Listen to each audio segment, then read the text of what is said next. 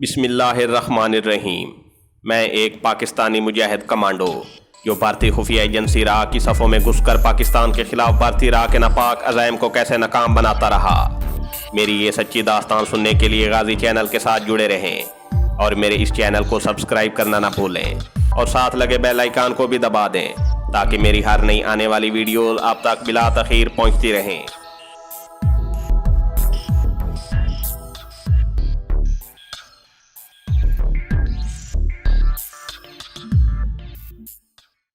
ये सुनकर इब्राहिम खान संभल कर बैठ गया और मेरी तरफ गज़बनाक निगाहों से देखकर बोला, मैं पहले ही सोच रहा था कि इसे मुसलमानों के साथ इतनी हमदर्दी कैसे पैदा हो गई।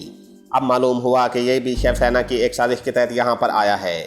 उसने नए आने वाले आदमी से कहा, स्टार भाई अपने आदमियों को बुलाओ, मैं इसे यहाँ काबू किए रखता हूँ। ये शिवसेना का जासूस यहाँ से जिंदा वापस नहीं जाएगा। मैंने कहा, इब्राहिम भाई मैं हिंदू नहीं हूँ, मैं मुसलमान हूँ, यकीन करो मैं मुसलमान हूँ। स्टार भाई बोला, अगर मुसलमान हो तो उस रोज़ कैंप में बालाजी और शिवसेना के स्वानी के साथ किस लिए आए थे। मैं कुछ कहने लगा तो उन दोनों ने मुझे दबोच लिया। वो मुझसे ज़्यादा ताकतवर नहीं थे। मैंने अपने आप को छुड़ा लिया लेकिन बैर भागने की बजाय अपनी जगह पर मौजूद रहा और कहा, मैं आपको सिर्फ एक ही तरीके से अपने मुसलमान होने का यकीन दिला सकता हूँ। और मैंने पजामा उतार दिया। मेरे खतरे देखकर दोनों किसी हद तक ठंडे पड़ गए और स्टार भाई कहने लगा, अगर तुम हिंदू नहीं मुसलमान हो तो फिर शिवसेना के जासूस हो और यहाँ जासूसी करने के लिए आए हो। मैंने स्टार भाई से कहा, खुदा के लिए तुम यहाँ बैठ जाओ और मेरी बात गौर से सुनो। मेरा एक राज तुम पर खुल गया है कि मैं हिंदू नहीं हूँ, मुसलमान हूँ। इसकी ज़रा सी भी बिनक बालाजी और स्वानी को पड़ गई तो ना सिर्फ ये कि मेरी जान खतरे में पड़ जाएगी बल्कि जिन हज़ारों भारतीय मुसलमानों की जानें बचाने की मैं कोशिश कर रहा हूँ वो भी नहीं बच सकेंगे। यहाँ बैठ जाओ और तुम दोनों मेरी बात गौर से सुनो। मैंने उन्हें बिल्कुल नहीं बताया कि मैं पाकिस्तानी हूँ और पाकिस्तान से मुसलमान और पाकिस्तान की सलामती के मिशन को लेकर भारत में दाखिल हुआ हूँ। मैं उन्हें ये बता भी नहीं सकता था। मैंने उन्हें बताया कि मैं अम्बाले का मुसलमान हूँ। अहमदाबाद, भागलपुर और हिंदुस्तान के दूसरे शहरों में इंतहा पसंद हिंदू जमातों के इशारे पर जो हिंदू गुंडे मुसलमानों का आए दिन खून बहाते रहते हैं उसे देखकर मेरा खून खौल उठता था। आखिर मैंने फैसला किया कि मैं हिंदू बनकर उन मुस्लिम दुश्मन हिंदू जमातों में घुस जाऊंगा और उनकी मुसलमानों के खिलाफ साजिशों को सिर्फ बेनकाब ही नहीं करूंगा बल्कि हर वक्त मुसलमानों को इन साजिशों से आगाह करके अपने मुसलमान बहन भाइयों की जानें बचाऊंगा। चुनाचे मैंने अपना नाम धर्मचंद रखा और हिंदू बनकर पंजाब से शिवसेना की जमात में भर्ती हो गया और अपनी होशियारी की वजह से जमात का अहम रुकन बन गया और मेरी रसाई बालाजी और बाल ठाकरे तक हो गई। मैंने इब्राहिम खान से मुखातिब होकर कहा, इब्राहिम भाई मुझे आपसे और कुछ नहीं चाहिए। आप सिर्फ मेरी इतनी मदद करें कि मुझे उन हिंदू गुंडों और कातलों के नाम और हुलिये बता दें जिन्होंने सौरत के मुस्लिम मोहल्लों में मुसलमानों को कत्ल किया और उनकी औरतों को नंगा करके उनकी बेहुरमती की, उन्हें सड़कों पर नंगा दौड़ाया और फिर उन्हें कत्ल कर दिया। बस इसके सिवा मुझे आपसे और कुछ नहीं चाहिए। ये भी मैं आपसे इसलिए पूछ रहा हूँ कि मैं इस शहर का रहने वाला नहीं हूँ और उन कातलों को तलाश नहीं कर सकता। आप उनका सुराग लगा सकते हैं। ये मैं खुदा को हाजिर नाजिर जानकर कसम खाता हूँ कि अगर मैं पकड़ा गया तो मेरी ज़ुबान पर आप लोगों का नाम नहीं आएगा। मैं भी आपसे एक वादा लेना चाहूँगा कि मेरे मुसलमान होने का राज आपके सिवा यहाँ और किसी को मालूम नहीं होना चाहिए। अगर बालाजी और बाल ठाकरे को इस हकीकत का पता चल गया कि मैं उनकी शिवसेना का अहम रुकन धर्मचंद नहीं हूँ बल्कि अपने मुसलमान भाई बहनों के लिए अपनी जान कुर्बान कर देने वाला सच्चा मुसलमान हूँ तो वो मुझे उसी वक्त कत्ल कर डालेंगे। इब्राहिम खान मेरी तरफ बहुत हद तक हमदर्दाना नज़रों से देखने लगे थे मगर स्टार भाई को अभी तक शायद मुझ पर कुछ शक था। उसने कहा, यह भी हो सकता है कि तुम मुसलमान होकर भी शिवसेना के साथ मिल गए हो। तुम नेशनलिस्ट या कम्युनिस्ट मुसलमान हो और शिवसेना की तरफ से तुम्हें हमारी जासूसी के लिए भेजा गया हो। मैंने हल्की सी तंज अमेज मुस्कुराहट के साथ कहा, स्टार भाई अगर मैं शिवसेना का मुसलमान जासूस होता तो तुम्हारे पास आकर तुमसे मुसलमानों के हिंदू कातलों के हुलिये और पते न पूछता बल्कि तुमसे ये पूछता कि सौरत के जो मुसलमान ताजिर लोग और हीरे के सुदागर रुपोश हो गए हैं वो कहाँ छुपे हुए हैं ताकि शिवसेना के दहशतगर्द हिंदू गुंडे उन्हें भी ठिकाने लगा दें। इस दलील ने स्टार भाई को भी कैल कर लिया। अब वो दोनों मेरे बहुत हद तक कैल हो गए थे और मेरे बारे में उनके शक शुबे बहुत हद तक दूर हो गए थे। फिर भी बात करने में उनका रवैया बेहद मोहतात था। वो खुलकर बात नहीं कर रहे थे। इब्राहिम भाई ने कहा, भाई साहब हमने उन हिंदू गुंडों को अपनी आंखों से तो नहीं देखा जिन्होंने मुसलमान औरतों की बेहुरमती की है। अलबत्ता हम तुम्हें एक आदमी से मिला देते हैं। मुझे यकीन है कि उसे उन हिंदुओं का पता है जिन्होंने मेहंदी खान और गफ़ार अहमद की बेटियों यास्मीन बानो और गुलबहार को इज्तिमाई बेहुरमती के बाद सड़क पर नंगा दौड़ाकर कत्ल कर डाला था। मैं समझ गया कि इब्राहिम खान और स्टार भाई सब कुछ जानते हुए भी खुद नहीं बताना चाहते। मुझे तो उन हिंदू दरिंदों के नाम पते और हुलिये दरकार थे, चाहे वो कोई भी बता देता। मैंने कहा, मैं यही चाहता हूँ आप मुझे उस आदमी से मिला दें, ये आपका मुझ पर बड़ा एहसान होगा। इब्राहिम ने सितार भाई की तरफ देखा और सितार भाई ने उसे कहा, मैं कल आपको उस आदमी के पास ले जा सकता हूँ। मैंने कहा, ठीक है, मैं कल यहाँ आ जाऊँगा, मुझे वक्त बता दें। सितार भाई ने जल्दी से कहा, नहीं नहीं भाई, तुम्हें लीग के दफ्तर या उस जगह आने की ज़रूरत नहीं पड़ेगी। तुम ऐसा करना कि शौरत के अशोक सिनेमा हाउस के बाहर आ जाना, मैं तुम्हें वहीं उस आदमी से मिला दूंगा। तुम ऐसा करना, कल दोपहर 4 बजे वहाँ आ जाना। मैंने उठकर दोनों से हाथ मिलाया और दोनों से मुखातिब होकर कहा, मुझसे वादा करें कि मेरे मुसलमान होने का राज आपके सिवा और किसी तक नहीं पहुँचेगा। दोनों ने मुझसे बारी बारी एक बार फिर हाथ मिलाया और यकीन दिलाया कि वो मेरे मुसलमान होने की बात किसी से भी नहीं करेंगे। मैं जाते जाते रुक गया। मुझे एक अहम बात का ख्याल आ गया जो उनको बतानी बहुत ज़रूरी थी। मैंने इब्राहिम खान से कहा, इब्राहिम भाई, एक और ज़रूरी बात आपको बताना चाहता हूँ। ये शेर सेना का एक ख़तरनाक राज है जो मैं पहले आपको बताकर बाखबर करना ज़रूरी समझता हूँ। फिर मैंने उन्हें बताया कि शेर सेना शौहरत के बाद अब अहमदाबाद में मुसलमानों के खून से होली खेलने का मनसूबा तैयार कर रही है और इस सिलसिले में बालाजी और स्वानी बाल ठाकरे का आशीर्वाद लेकर अहमदाबाद पहुँच चुके हैं। आप लोग जिस तरह भी हो और जहाँ तक हो सके अहमदाबाद के मुसलमानों को खबरदार कर दें। शेर सेना और राष्ट्रीय सेवक संघ के गुंडे उनके कत्ले आम का नापाक मनसूबा तैयार कर चुके हैं। इब्राहिम और सितार भाई कभी एक दूसरे को तकते और कभी मुझे तकते। मैंने कहा, ये एक ऐसा राज है जो यहाँ शौहरत में सिवाय मेरे, बालाजी, स्वानी और बाल ठाकरे के और किसी को मालूम नहीं है। मुझे भी इसी वास्ते मालूम हुआ है कि मैं हिंदू बनकर उनके दरमियान रह रहा हूँ। अगर मुझे आपके यहाँ मुसलमानों के हिंदू कातलों का सुराग मालूम करने के लिए ना आना होता तो शायद मैं भी उनके साथ ही अहमदाबाद चला गया होता। इब्राहिम खान कहने लगा, तुम्हारा शुक्रिया कि तुमने हमें पेशगी खबरदार कर दिया। हमसे जहाँ तक हो सका अहमदाबाद के मुसलमानों को खबरदार कर देंगे, लेकिन जहाँ हिंदू राज हो और पुलिस भी हिंदू की हो और फ़ौज भी हिंदू की हो, वहाँ तो मुसलमानों का बस अल्लाह ही हाफिज़ हो सकता है। सितार भाई जोश में आ गया और कहने लगा, इब्राहिम भाई, अब हमें भी अपने दुश्मनों का मुकाबला करने के लिए पूरी ताकत से उठ खड़े होना चाहिए। हम कब तक अपने बच्चों को हिंदू गुंडों से कटवाते रहेंगे। मैंने उनसे इजाज़त ली और वापस चल पड़ा। सितार भाई की दोनों बातें सही थीं। उन्हें पूरी ताकत के साथ हिंदू गुंडों के खिलाफ महाज बनाने की ज़रूरत थी, मगर उनकी 2 मजबूरियाँ थीं। पहली मजबूरी ये थी कि भारत में हिंदुओं की हुकूमत थी जो मुसलमानों के जानी दुश्मन थे, जिनको मुसलमानों का चलना फिरना, इबादत करना, खाना पीना एक आंख नहीं पाता था। और पुलिस भी हिंदू की थी और फ़ौज भी हिंदू की थी। मिलिट्री और सिविल के तमाम ऊंचे ओहदों पर हिंदू फाइज थे। मुसलमानों को छोटे छोटे ओहदों तक ही महदूद रखा गया था। दूसरी कमज़ोरी भारत के मुसलमानों की ये थी कि उनका कोई ऐसा लीडर नहीं था जो उनके हुकूक के वास्ते हिंदू हुकूमत के आगे डट कर लड़ सकता हो। दिल्ली में जो मुसलमानों के लीडर थे उनमें से 2-1 को छोड़कर बाकी सब कांग्रेस के परवरदा थे और हिंदू हुकूमत के इशारों पर चलते थे। उन्हें सिर्फ हिंदू और कांग्रेसी हुकूमत की खुशनुदी मंजूर थी। उन्होंने अपने आलीशान बंगले बनवा रखे थे, यहाँ उनके बच्चों के लिए स्विमिंग पूल थे। ये उसी का नतीजा था कि हिंदू गुंडे जब चाहें जिस शहर में चाहें कोई ना कोई बहाना बनाकर मुसलमानों का कत्लेआम शुरू कर देते थे। गरीब मुसलमान गाजर मूलियों की तरह काट दिए जाते थे। उनकी बच्चियों की आबरूरेज़ी की जाती थी। उनके मकानों दुकानों को जलाकर राख कर दिया जाता था और कोई उनका पुरसाने हाल नहीं था। लेकिन मैंने दिल में तहिया कर लिया था कि शौहरत में जिन जिन हिंदू गुंडों ने मुसलमान बच्चियों की आबरूरेज़ी की है और उन्हें सड़कों पर नंगा दौड़ाकर कत्ल किया है और उनकी इज़्ज़तें बर्बाद की हैं, मैं उनमें से किसी एक को भी ज़िंदा नहीं छोड़ूंगा, चाहे इसके लिए मुझे भोपत डाकू ही क्यों ना बनना पड़े। अगले रोज़ दोपहर के वक्त मैं अशोक सिनेमा पहुँच गया। सितार भाई पहले से वहाँ मौजूद थे। वो मुझे वहाँ से एक करीबी बाज़ार में ले गए। उस बाज़ार में एक तंग गली थी। गली में नालों परांदों की एक छोटी सी दुकान थी। दुकान पर एक दुबला सा अधेड़ उम्र आदमी जिसकी शरई दाढ़ी थी, सर पर गुजराती मुसलमानों वाली टोपी पहने बैठा एक परांदे में गोटे के तार जोड़ रहा था। सितार भाई ने मेरे बारे में उसे बता दिया हुआ था। उस आदमी का नाम मालूम नहीं क्या था। सितार ने हाजी भाई कहकर उसका मुझसे तारुफ कराया। हाजी साहब ने काम छोड़ दिया और हमें दुकान के ऊपर वाले चुबारे में ले गए। सितार ने मेरे आने का मकसद उन्हें बयान कर दिया हुआ था। हाजी भाई कहने लगे, शेर सेना के जिन हिंदुओं ने गफ़ार अहमद के मकान पर हमला किया था और उसकी बेटी यास्मीन बानो की बेहरुमती की थी, उनमें एक हिंदू गुंडा भास्कर राव था, एक शिवा था और तीसरा पाटीकर था। उन तीनों ने यास्मीन बानो के कपड़े फाड़े थे, उसके साथ ज़्यादती की थी और उसे बाप के सामने बेआबरू किया था। मेहंदी खान की बेटी को जिसने बेआबरू करने के बाद कत्ल किया था उसका नाम कालिया था। इन चारों का हुलिया तो मुझे मालूम है, बाकियों के बारे में मैं कुछ नहीं कह सकता। मैंने पूछा, हाजी भाई क्या आप बता सकते हैं कि ये चारों कहाँ रहते हैं? हाजी भाई सोचने लगे और फिर कहा, हैं तो वो मराठे मगर शौहरत में रहते हैं, अब पता नहीं बाहर न चले गए हों।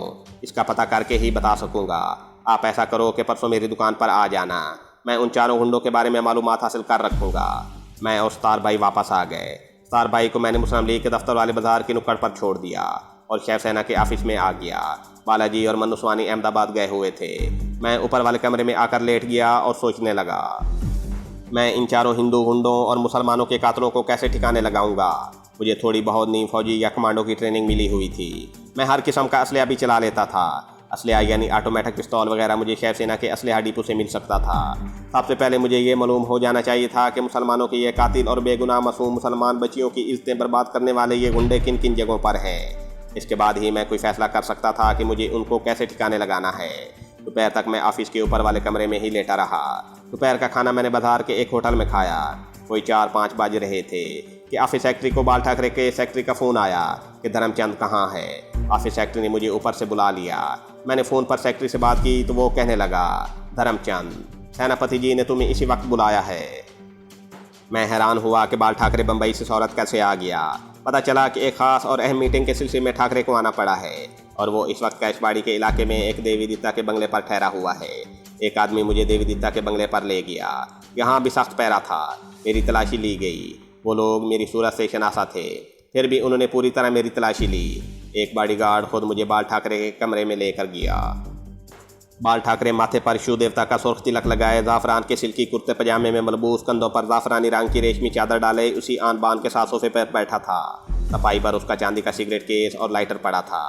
एक सिगरेट उसकी उंगलियों में सुलग रहा था। मैंने अंदर आने के बाद हाथ बांधकर बादिल नखास्ता थोड़ा सा झुककर उसे प्रणाम किया। उसने उंगली के इशारे से मुझे बैठने की इजाज़त दे दी। मैं सामने वाले सोफे के कोने में ज़रा आगे होकर बैठ गया। उसने 1-2 सेकंड खामोशी से अपनी मकनातीसी आंखों से मेरी तरफ घूरने के बाद कहा, बालाजी और स्वानी कब गए थे अहमदाबाद? मैंने कहा, कल गए थे महाराज। हल्की सी हूँ कहकर बाल ठाकरे इत्मीनान से सिगरेट पीने लगा। ये आदमी इस कदर पुरइसरार था कि उसके चेहरे को देखकर आदमी बिल्कुल अंदाज़ा नहीं लगा सकता था कि उसके दिल में क्या है और वो क्या सोच रहा है। थोड़ी देर खामोशी से सिगरेट पीने के बाद बाल ठाकरे ने मेरी तरफ देखा और सिगरेट की राख बलोर के एस्ट्रे में आहिस्ता से झाड़ते हुए बोला, धर्मचंद, मैंने तुम्हारे बारे में पूरी मालूमात हासिल की हैं। वो चुप हो गया। मेरे दिल की धड़कन तेज़ हो गई। मैं समझ गया कि मेरा भेद खुल गया है। अब मैं ज़िंदा नहीं बच सकूंगा। उसे मालूम हो गया है कि असली धर्मचंद नहीं हूँ, मैं मुसलमान हूँ और धर्मचंद का हम शक्ल होने की वजह से उसका रूप धार कर इंडिया में जासूसी करने आया हूँ। मैंने अपने चेहरे से दिल की परेशानी को बिल्कुल ज़ाहिर न होने दिया, लेकिन अंदर से मैं हिल गया था।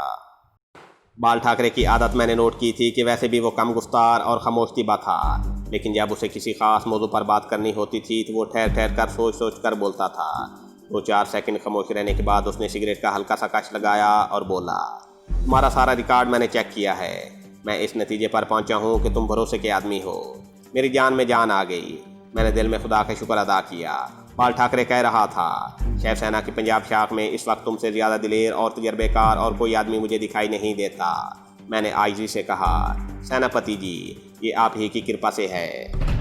वो बोला, नहीं, ऐसी बात नहीं है। तुम्हारा रिकॉर्ड बताता है कि तुमने हमारे आदमियों को किस अक्लमंदी और सोची समझी उम्दा स्कीम के साथ लाहौर पुलिस की कैद से फरार करवाने का ऑपरेशन तैयार किया था। यह तो प्रकाश खन्ना की बेवकूफ़ी से मामला उलट पड़ गया।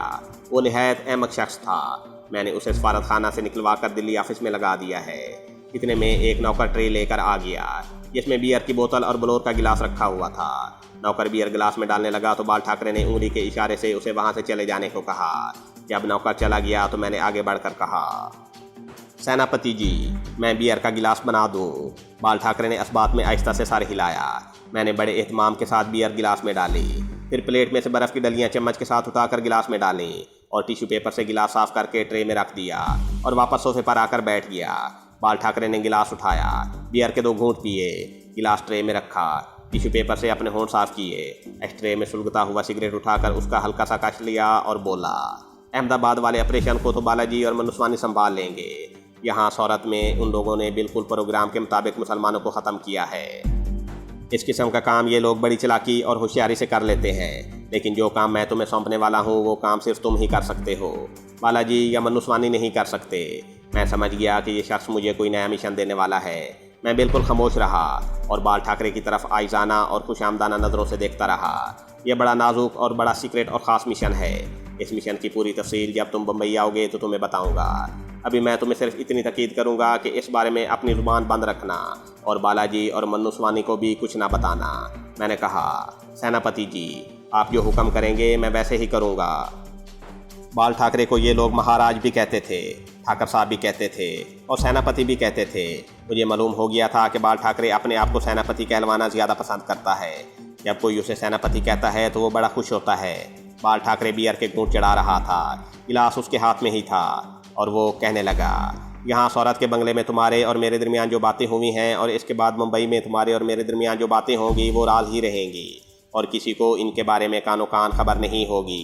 मैंने कहा, महाराज, ऐसा ही होगा, आप इस मामले में बेफिक्र रहें। धर्मचंद राज को हजम करना जानता है, ये मुझे मालूम है।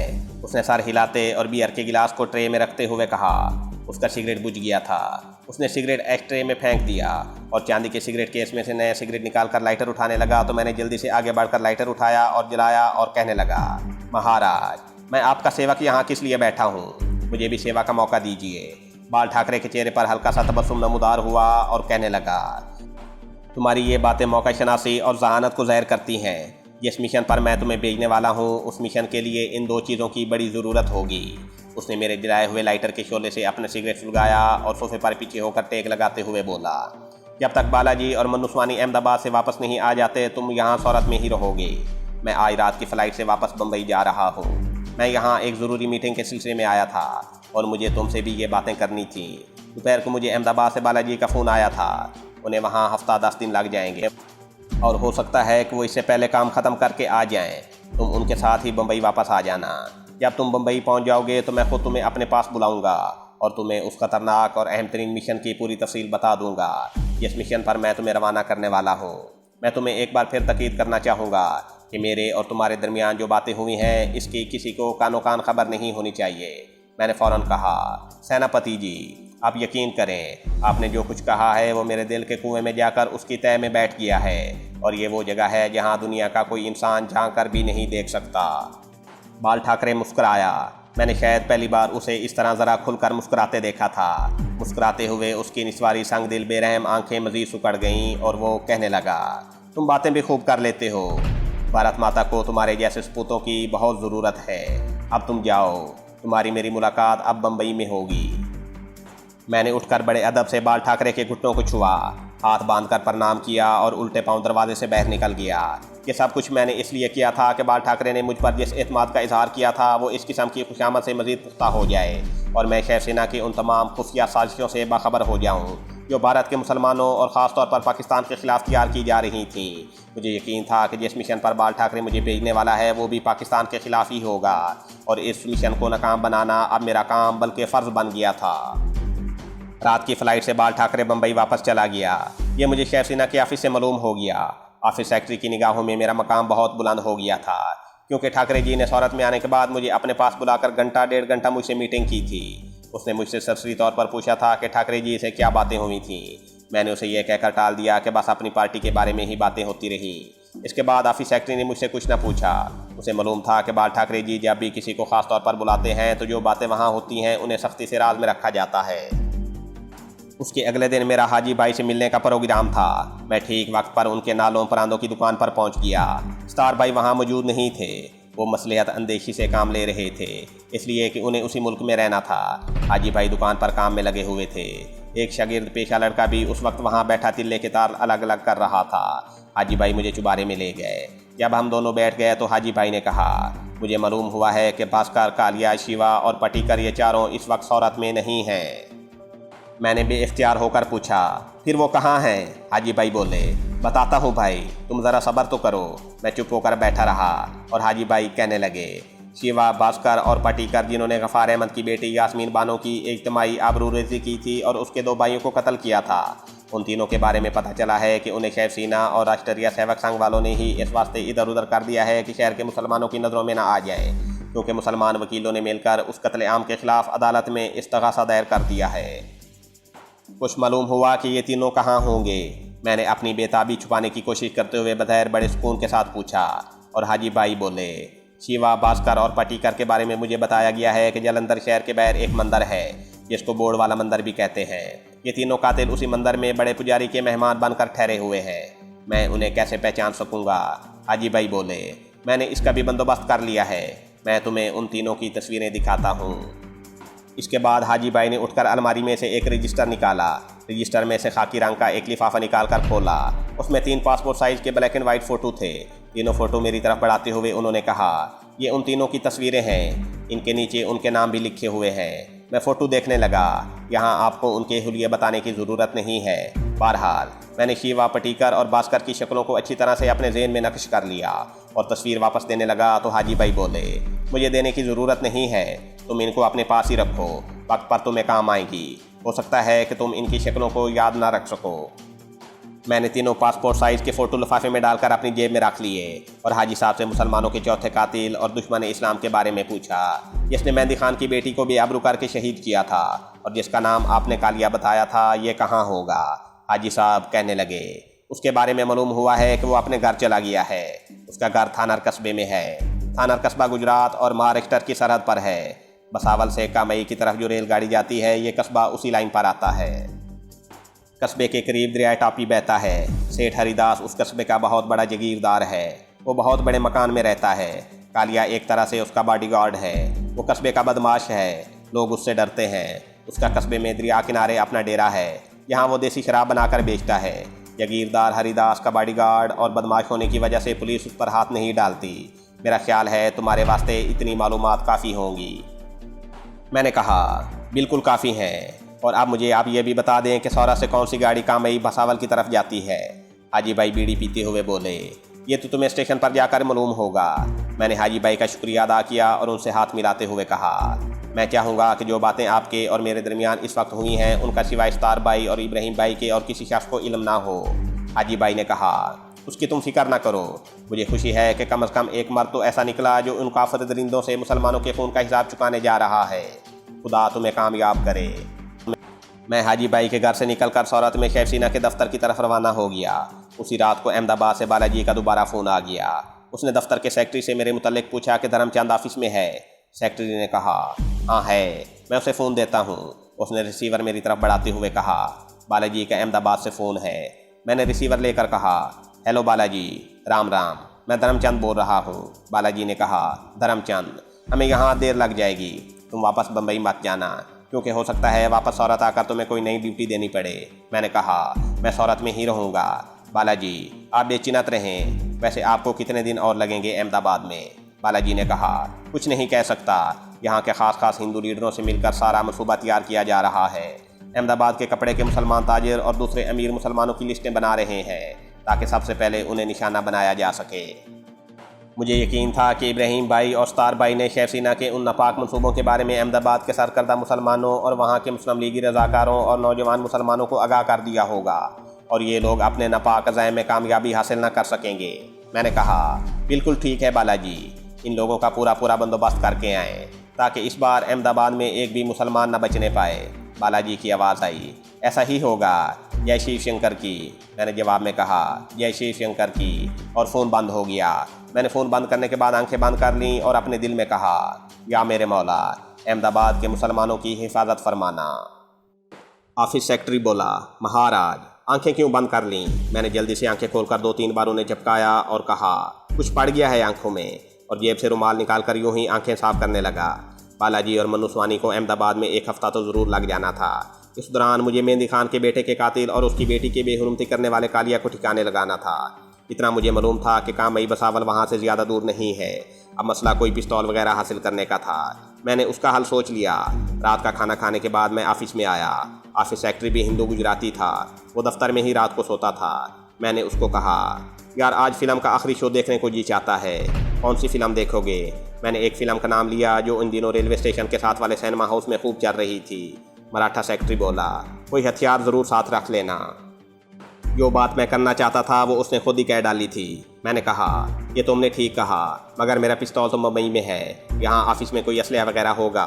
ऑफिस सेक्रेटरी चारपाई पर से उठते हुए कहने लगा, एक पिस्तौल और एक रिवाल्वर अलमारी में पड़ा है, हमने अपनी हिफाजत के लिए रखा हुआ है, अगरचे उसकी कभी ज़रूरत नहीं पड़ी। उसने मुझे एक पुराना रिवाल्वर निकाल कर दिखाया, वो खाली था। उसने मुझे गोलियां भी दे दी। मैंने रिवाल्वर में 12 की 12 गोलियां भर लीं और जेब में रख लिया और कहा, ये रिवाल्वर तो मुझे हर वक्त अपने पास रखना चाहिए। तुम्हें मालूम ही है कि हम मुसलमानों के मोहल्ले में भी जाते रहते हैं। वो बोला, तुम बेशक इसे अपने पास रख सकते हो। मैं सिनेमा हाउस की तरफ चल दिया, मगर सबसे पहले रेलवे स्टेशन गया। वहाँ से मालूम हुआ कि एक गाड़ी दिन के 10 बजे भुसावल से होते हुए कामई की तरफ जाती है। मुझे यही गाड़ी पकड़नी थी। स्टेशन से निकलकर मैं टिकट लेकर सिनेमा हाउस में बैठ गया। रात 12 बजे फिल्म देखकर वापस आया। ऑफिस सेक्रेटरी सो चुका था। मैं भी अपने कमरे में जाकर चारपाई पर लेट गया। मुझे दूसरे रोज़ 10 बजे की गाड़ी पकड़नी थी। मैंने सौरभ से 3-4 दिन बाहर रहने का बहाना सोच लिया। अगले रोज़ मैं नाश्ते की गरज से अकेला ही दूसरे चौक वाले होटल की तरफ चला गया। वहाँ से वापस आकर मैंने मराठा ऑफिस सेक्रेटरी को बताया कि होटल में मुझे मेरा मामू मिल गया, जो बड़ौदा में कारोबार करता है। मैं 2-3 दिन के लिए उसके साथ बड़ौदा अपनी ममानी और उनके बच्चों से मिलने जा रहा हूँ। अभी यहाँ बालाजी और मन्नू स्वानी को भी नहीं आना। मैं 3-4 दिनों में, बल्कि उससे पहले सौरभ वापस आ जाऊँगा। ऑफिस सेक्रेटरी को क्या इतराज़ हो सकता था, और वो कहने लगा, ठीक है धर्मचंद जी, आप बेशक चले जाएं। मैंने कहा, मैं रिवाल्वर साथ ही लिए जा रहा हूँ, क्योंकि कुछ मालूम नहीं कि मेरे जाते जाते अहमदाबाद बड़ौदा में हिंदू मुस्लिम फसादात शुरू हो जाएं। वो बोला, ज़रूर साथ ले जाओ, मगर ख्याल रखना इसका लाइसेंस नहीं है। मैंने कहा, महाराष्ट्र सौराष्ट्र में बाल ठाकरे जी का राज है। किसी माई के लाल में इतनी हिम्मत नहीं कि शिवसेना वालों से असलिया का लाइसेंस मांगे। ऑफिस सेक्रेटरी ने हंसकर कहा, ये तो धर्मचंद जी तुमने 16 आने ठीक कहा। मेरी जेब में 100-150 रुपये मौजूद थे। ये काफ़ी रकम थी। मुझे ज़्यादा पैसों की ज़रूरत भी नहीं थी। रिवाल्वर को मैंने कपड़े में लपेटकर अपने पजामे के नेफे में अड़स लिया था। स्टेशन पर आकर मैंने 10 बजे वाली गाड़ी पकड़ी और कामई की तरफ चल पड़ा। रात को भुसावल का स्टेशन आया। मुझे बताया गया था कि थाना नाम का कस्बा, जिसमें कालिया हिंदू बदमाश और मुसलमानों का कातिल रहता था, भुसावल से कामई जाते हुए रास्ते में आता है। इस लाइन पर मैंने पहले कभी सफ़र नहीं किया था। थाना कस्बे का स्टेशन भी छोटा था। रात के वक्त में उसका लिखा हुआ हिंदी में नाम भी नहीं पढ़ सकता था। मैंने एक मुसाफिर से पूछा कि थाना कस्बा रात को किस वक्त आएगा। उसकी ज़बानी मालूम हुआ कि यह कस्बा भुसावल से चलने के 1.5-2 घंटे बाद आता है और ट्रेन वहाँ थोड़ी देर ही रुकती है। मैं खामोश होकर बैठ गया। ट्रेन भुसावल से रवाना हो गई। मुझे नींद आना शुरू हो गई। सोना मेरे लिए ख़तरनाक था। थाना का कस्बा निकल जाता तो मेरा बड़ा वक्त ज़ाया हो जाता, और वक्त मेरे लिए बहुत कीमती था। मैं ज़्यादा से ज़्यादा 3 दिन सौरभ से बैर रहना चाहता था, क्योंकि इसके बाद बालाजी और मन्नू स्वानी किसी भी रोज़ किसी भी वक्त अहमदाबाद से सौरभ वापस आ सकते थे। रास्ते में कोई छोटा सा शहर आया। गाड़ी वहाँ रुकी तो मैंने चाय का मट्टी का गिलास ले लिया। चाय गर्म थी। मैं सारी चाय पी गया। चाय ने मेरी नींद उड़ा दी। जंगलाती इलाका था। कहीं कहीं कोई दरिया भी आ जाता था। रात का अंधेरा छाया हुआ था। डब्बे की खुली खिड़की से बाहर कुछ नज़र नहीं आता था। कभी कभी कोई दरख्त शां की आवाज़ के साथ निकल जाता। ट्रेन पूरी रफ्तार से चली जा रही थी। मैंने वक्त का हिसाब रखा हुआ था। मेरी कलाई की घड़ी रात के 2 बजा रही थी। कोई 2:45 बजे मेरे साथी मुसाफिर ने मुझे बताया कि तैयारी पकड़ लो भैया, तुम्हारा कस्बा थानर अब आने वाला है। कस्बे थानर से पहले पहले ट्रेन एक दरिया के पुल पर से गुजरी। इसके बाद उसकी रफ्तार हल्की होने लगी। फिर एक स्टेशन पर रुक गई। यह थानर का स्टेशन था। मैं ट्रेन से उतर पड़ा। सिर्फ एक ही प्लेटफार्म था। कहीं कहीं रोशनी हो रही थी। कुछ और मुसाफिर भी उतरे। मैं टिकट दिखाकर स्टेशन की डेवड़ी के बाहर आकर एक तरफ होकर खड़ा होकर सोचने लगा कि मुझे कहाँ जाना चाहिए और क्या करना चाहिए। मेरा टारगेट उस कस्बे का कलाल खाना यानी शराब का डेरा था, जो कालिया चलाता था। उसकी तस्वीर मैं अपने साथ जेब में लेकर आया था। बिजली की रोशनी में मैंने कालिया की फ़ोटो को एक बार फिर गौर से देख लिया, ताकि शक्ल पहचानने में मुझसे कोई गलती ना हो जाए। उस वक्त रात के 3:30 बज रहे थे। अभी रात का अंधेरा छाया हुआ था। स्टेशन से कुछ दूर कस्बे की धुंधली धुंधली रोशनियां नज़र आ रही थीं। मैं स्टेशन की डेवड़ी में आकर एक बेंच पर बैठकर सिगरेट पीने लगा। सिगरेट में ऐसे ही मौक़ों पर पिया करता था। रुमाल में लिपटा हुआ रिवाल्वर जो भरा हुआ था मेरे पेट के साथ लगा हुआ था और मुझे अपने मिशन का एहसास दिला रहा था। ट्रेन आगे कामई की तरफ रवाना हो गई। प्लेटफार्म खाली हो गया। डेवड़ी में भी सिवाय मेरे और कोई नहीं था। टिकट चेकर भी कहीं गायब हो गया था। स्टेशन पर खामोशी छा गई थी। कस्बे की जानिब से किसी कुत्ते के भौंकने की मुसलसल आवाज़ आ रही थी। मैं बेंच पर अकेला बैठा था। मैंने सोचा कि सुबह होने तक मुझे थोड़ी सी नींद कर लेनी चाहिए। चनाचे मैं बेंच पर इस तरह लेट गया कि पजामे में फंसाए हुए रिवाल्वर पर मेरे दोनों हाथ थे। ट्रेन के सफ़र में बिल्कुल नहीं सोया था। बड़ी जल्दी नींद आ गई। आँख उस वक्त खुली जब डेवड़ी में मुसाफिर सामान उठाए प्लेटफार्म की तरफ जा रहे थे। दिन निकल आया था। मैं जल्दी से उठ बैठा। सबसे पहले पेट पर एक जानिब हाथ रखा। रिवाल्वर मौजूद था। स्टेशन के सामने 3-4 खोखनुमा दुकानें खुल गई थीं। मौसम बड़ा खुशगवार था। आसमान को बादलों ने ढांप रखा था। ठंडी खुशगवार हवा चल रही थी। मैं एक चाय की दुकान पर आ गया। यहाँ मैंने नाश्ता किया, चाय पी और बाहर आकर कस्बे की तरफ जाने वाले एक यक्के में बैठ गया। यक्का खेतों में से गुजर रहा था। हरे भरे खेत हवा में लहरा रहे थे। सामने कुछ फासले पर एक टीले के दामन में कस्बे की ढलवान पर छतों वाले मकान नजर आ रहे थे। मुझे कालिया के कलाल खाने में जाना था।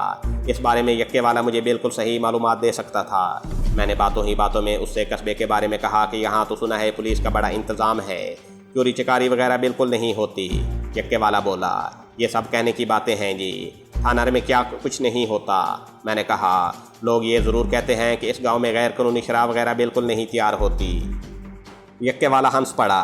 उसने बताया कि थाना में कालिया का शराब जुए का अड्डा है, वहाँ देसी शराब भी बिकती है, जुआ भी होता है। उसे जागीरदार का आशीर्वाद हासिल है, पुलिस ने उसे खुली छुट्टी दे रखी है। उसकी ज़ुबानी मुझे पता चल गया कि कालिया का शराब खाना टापी दरिया के किनारे पर बढ़ के दरख्तों के दरमियान बना हुआ है। थानर कस्बे के यक्कों के अड्डे पर मैं यक्के से उतर गया और दरिया की तरफ चलने लगा। यहाँ दरिया दो पहाड़ी टीलों के दरमियान में से गुजर कर आता था और उसका पार्ट ज़्यादा कुशादा नहीं था। इमली, अनारियल और ताड़ के बहुत ज़्यादा दरख्त थे। एक जाने मुझे बढ़ के दरख्तों का झुंड नज़र आया। मैं उस तरफ चल पड़ा। यहाँ एक झोंपड़ा था जिसके बाहर कुछ मजदूर और किसान टाइप के लोग ज़मीन पर आमने सामने बैठे देसी शराब पी रहे थे। ये देसी शराब ताड़ी थी। ये लोग मिट्टी के आबखोरों में सफ़ेद रंग की ताड़ी पी रहे थे और साथ साथ पत्तों पर रखे हुए नमकीन चने भी खाते जा रहे थे और बड़ी तेज़ तेज़ बातें कर रहे थे। झोंपड़ी के अंदर दरवाजे के पास लकड़ी के तख्त पर एक आदमी बैठा था। उसके पास टीन के ड्रम में ताड़ी भरी हुई थी। ड्रम को टूटनी लगी हुई थी। वो उसमें से आबखोरों में ताड़ी डाल कर देता था। मैंने भी 1 रुपया देकर ताड़ी का गिलास लिया और वहीं एक तरफ होकर बैठ गया। मेरी आंखें अपने टारगेट कालिया बदमाश को तलाश कर रही थीं, मगर वो मुझे कहीं नज़र नहीं आ रहा था। मेरे करीब ही एक कमज़ोर सा बूढ़ा आदमी ताड़ी का आबखोरा सामने रखे बैठा आहिस्ता आहिस्ता सर हिला रहा था। वो नशे में था। मैंने उससे इधर उधर की बातें शुरू कर दी। वो आदमी भी मुझसे बेरब सी बातें करने लगा। मैंने उससे पूछा, आज सेठ कालिया नज़र नहीं आ रहा, क्या वो कामई गया हुआ है? बूढ़ा आदमी बोला, आ जाएगा, अभी आ जाएगा, नहीं तो रात को ज़रूर आ जाएगा। रात को माल समेटना होता है, उन पर लक्ष्मी देवी बड़ी मेहरबान है। 1 रुपया गिलास का लेते हैं, ताड़ी में पानी मिला कर देते हैं, नशा ही नहीं होता। मैंने उसी वक्त सोच लिया कि मुझे यहाँ रात को आना चाहिए। ताड़ी मुझे बिल्कुल नहीं पीनी थी। मैंने ताड़ी का मिट्टी का गिलास हाथ में पकड़ा और ज़रा दूर होकर ज़मीन पर बैठ गया। 2-3 मिनट इसी तरह बैठने के बाद सबकी नज़रें बचाकर गिलास में से ताड़ी ज़मीन पर अंडेल दी। गिलास वहीं रहने दिया और उठकर वहाँ से कस्बे की तरफ चल पड़ा।